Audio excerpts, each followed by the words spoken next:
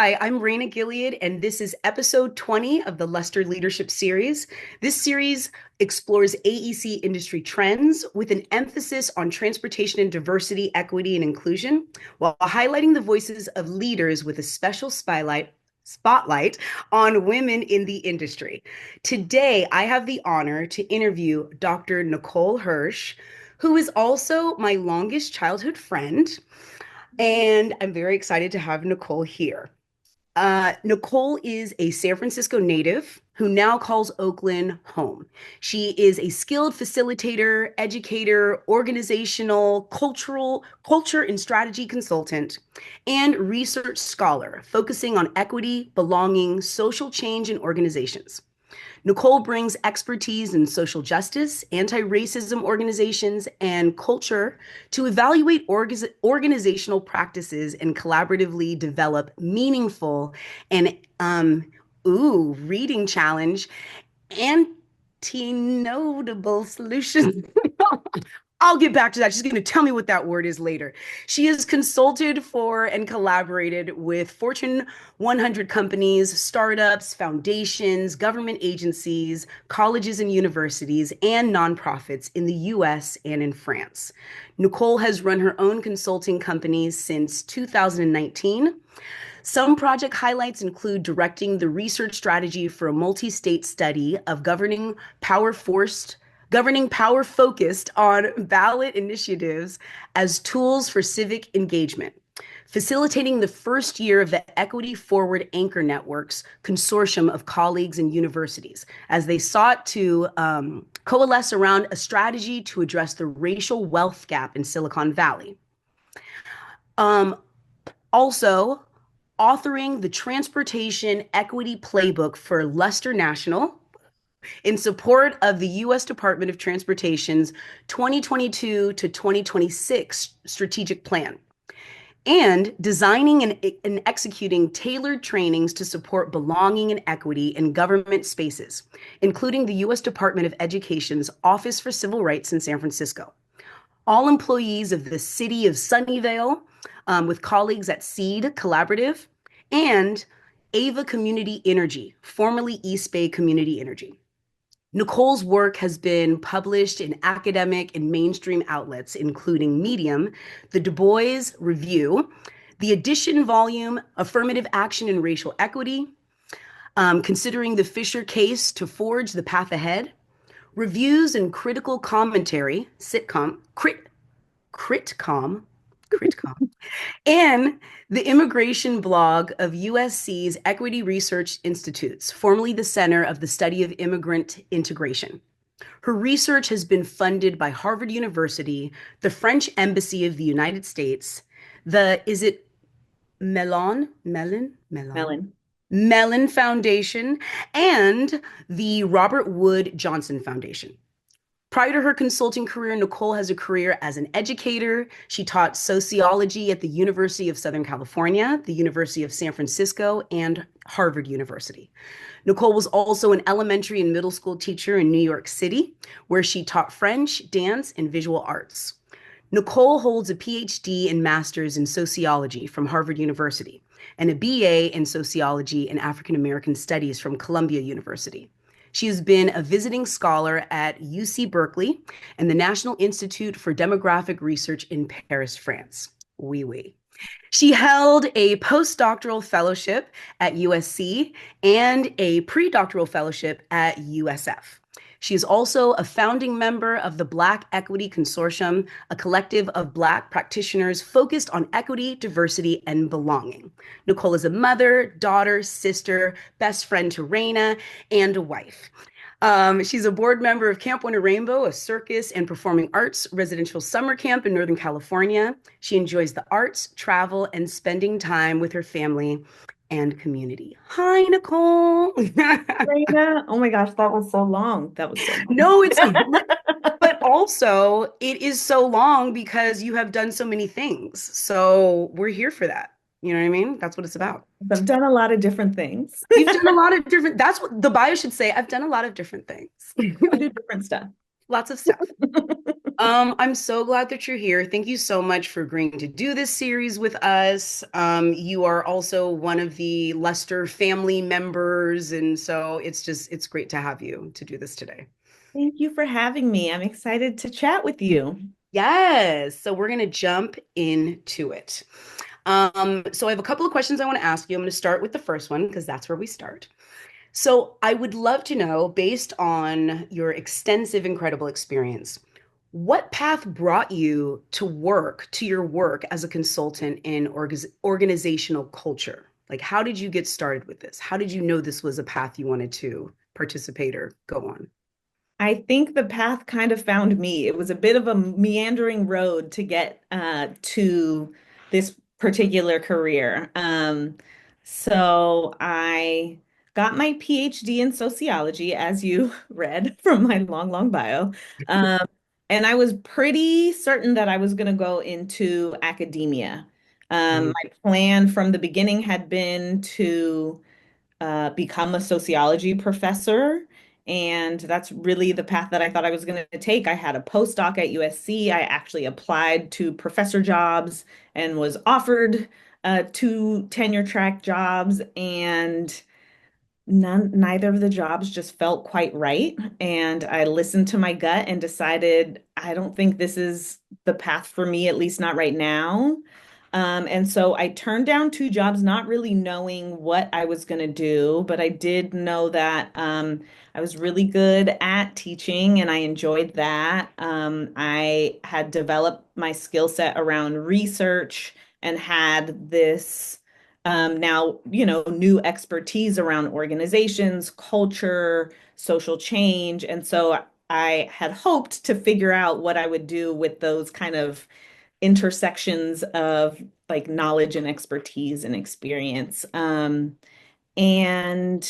after I said no to those jobs and didn't have anything lined up, someone who I had done research with when I was a graduate student working underneath a professor, I had done research with this nonprofit in Oakland, examining their voting, get out the vote strategies, reached out to me and said, "Hey, I'm trying to get a research grant, and I would love for you to head up the research because I am an executive director and an organizer, but I'm not a researcher." And so we ended up partnering and doing this really incredible research project on how communities were getting ballot initiatives to make change that mattered to their local constituents and communities.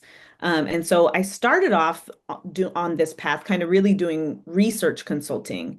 And that kind of brought me over to examining organizations' kind of needs. This was all happening around the pandemic. mm, And so a lot of those needs were around kind of serving communities and pivoting given their resources.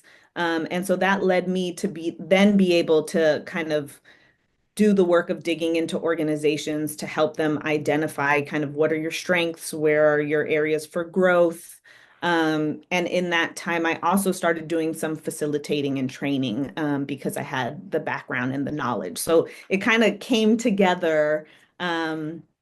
And yeah, so I've been doing this consulting work, really partnering with organizations and companies for them to figure out, how do we best support our employees or how do we best support change strategies, that sort of thing.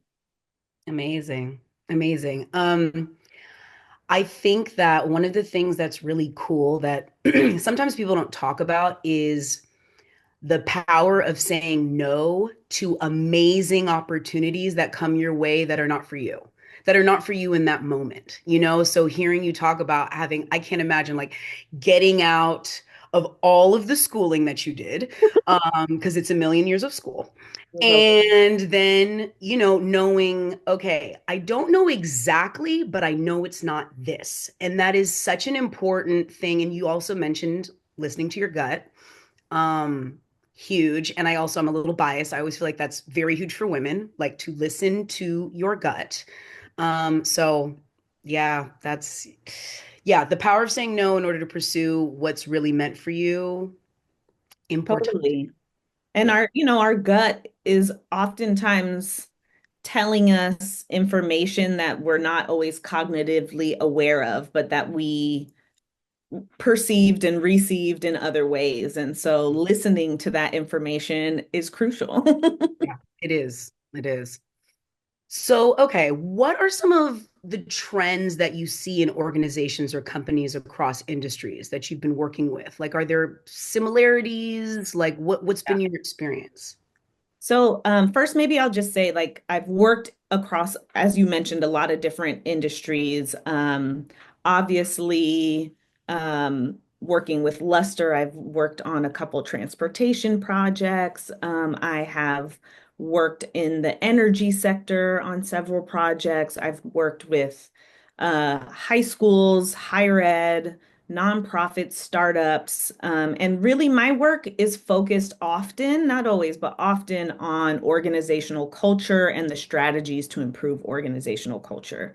Um, and the truth of the matter is, we see really similar things across industries, which is at the end of the day, people want to feel good at work. What does it mean to feel good at work? It means feeling valued for what you contribute to your place of employment, feeling seen, um, and then also feeling like there are fair rules, and that it's a culture of fairness in your workplace. I think another thing that I often see is that people want a quick fix. Like, what's the magic bullet here to fix issues we're having with employees? And the truth of the matter is, I get contracts to do lots of trainings, and one-off trainings are great if you want to like learn something or dig into something, but they're not necessarily going to change the arc of how people interact with one another or change the policies that people perceive as being unfair or out of date. And so really, I think the thing that I often try to push with, my partners or my clients, is that in order to do this kind of work well, you kind of have to, figure out like what are our priorities? How do we start there? And what's kind of the best way to achieve that as opposed to going super quick, because that's not always the easiest way to achieve Yeah, your goals.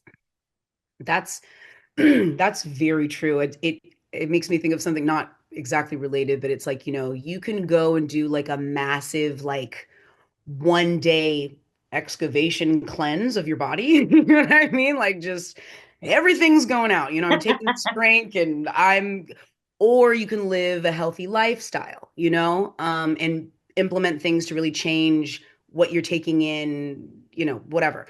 And so with business, kind of same thing, a healthy workplace and Mhm. what maintains that health and what does that look like, not just for the business and how the business interacts with its clients or different people, but within the business, the employees, the family of the employees, like what is the health Totally. sort of of the company and the community at large, like that. Totally. And like what happens inside is going to be reflected on how you interact with your clients or your customers or whatever your kind of community is that you're interfacing with, right? And so if you're not doing that internally, it's not going to be reflected externally either. Yeah, absolutely. So you answered a little bit of this in that last question, but like what does it mean to achieve greater belonging and fairness in the workplace? Yeah, I think Just sum it up real quick. I think first, I think it helps to have a general idea of what are we even talking about, right? When we say Yeah. these terms, because it can mean different things to different people, right? So when I talk about belonging, I'm talking about people's really their ability to be their full selves at work. And that goes beyond inclusion, right? That goes beyond just being present. It means that you are there, yes, but then you have some agency, some power, some voice. There is dignity in your work and you're respected, right? To belong is to feel like, this is mine in some ways, right? And so People have to have that agency to be able to feel like this is mine. Um, and I don't mean that in like some kind of ownership kind of way in terms of possessing things, but in a like, I have enough agency and power here to have my voice heard, to have my needs met, to be respected in the way that I bring up the issues or things that I have to bring to the table. And I think that, um, belonging at the end of the day, there's all kind of research that is good for business. Like when people feel like they belong, Yeah. they're more likely to be engaged. There's less employee turnover, right? There's all these things that are actually good for the organization. Yeah. And then when it comes to fairness, that I think is up to more interpretation because what we think of fair can mean different things. But at the end of the day, it's about doing what's right. And oftentimes, when we think about fairness in a workplace, we can think about like, are the policies and procedures fair? Are the way that we kind of do things, the norms here fair? Are we treating people fairly, right? In terms of our interactions, whether it's one-on-one or, kind of a supervisor to their subordinates, right? And fairness doesn't always look like the same thing, right? Sometimes it might be everyone's treated the same, and sometimes it's making exceptions, like accommodations, for example. So fairness, I think, is a little trickier to define, and it's going to look different from one organization to another. But it is about things like having clear communication channels, both bottom up and top down. It is about having policies that people perceive to be fair. It- and then also things like outcomes feeling fair, like promotions or pay, right? Those are the kinds of things that shape an organization's kind of fairness. And that again, too, like there's all kind of research that shows that organizations that are seen as fair have all these benefits, right? Like employees will report greater job satisfaction. When pay is fair, people are more likely to put in kind of like the extra effort in the work. Folks are, there's less turnover, there's more engagement or involvement in the work. So again, it's just good for business to have what's perceived to be like a fair organizational culture. Yep. Absolutely. Okay. This is my final question, but it is actually my favorite question. And I try to ask this one, throughout the series, but some I've skipped. So I'm glad I'm asking you this one. So my next question is, what was your best failure? Yeah. It's such a good question. I've seen you ask it to other people. And I've done a lot of thinking about it. And I have two answers. One is, Two failures. Dr. Nicole. I'm just playing. listen, I have plenty of failures. I'm just sharing two today. Um, I mean, I love this question in part because it's part of like the belonging kind of questions that I do in trainings where it's like, remember back to high school. We've all had our failures. We've all had our moments of feeling left out or like we don't belong. And so much growth comes from those places. So that's why I love this question. But the first one I want to talk about is I once did this training for this startup, and it was a small startup international team, primarily based in North America and Europe.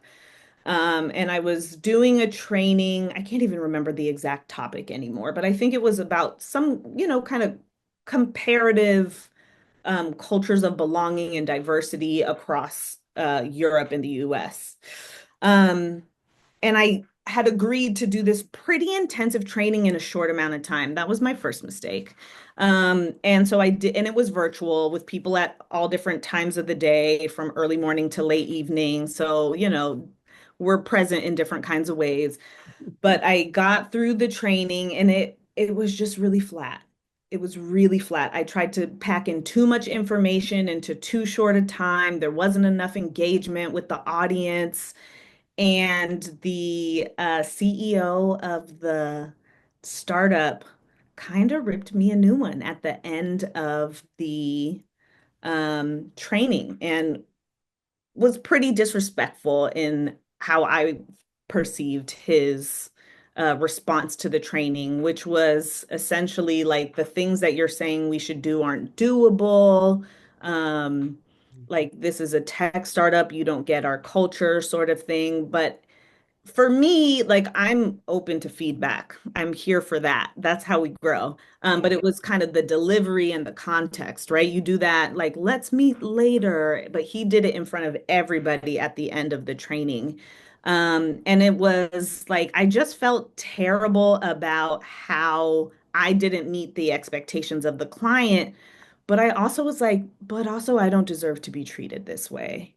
And it was the first time I think that I walked away from a client in the middle of a contract and just kind of said, and I was collaborating with a colleague on this, and we both agreed, like, this isn't worth it. Like, this is not how we communicate or interact with our clients, and we want to, be in better relationship with people we partner with. And so it was a learning lesson because one, I was like, okay, I gotta be like clear about what I can and cannot deliver. And two, it was empowering to be like, I don't have to work with people who don't respect what I bring to the table.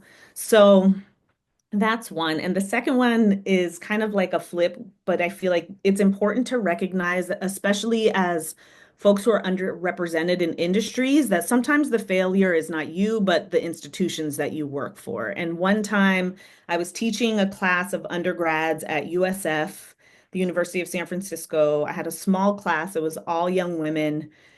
And we all often had technical issues in our classroom. And one day, I come in and there's somebody sitting in the back of our classroom who's not part of our class. And I was like, oh, maybe it's one of the like tech support people because sometimes those folks would come in and like jigger with our things that weren't working in the classroom.